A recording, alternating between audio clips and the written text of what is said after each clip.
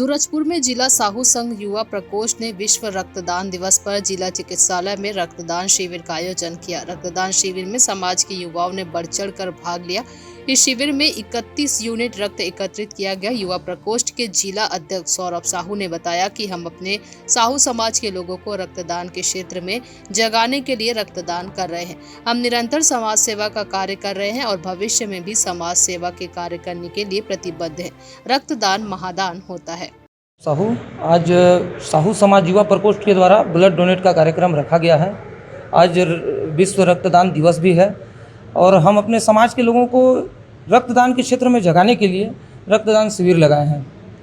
हमारा लक्ष्य है 51 और टारगेट में है 31।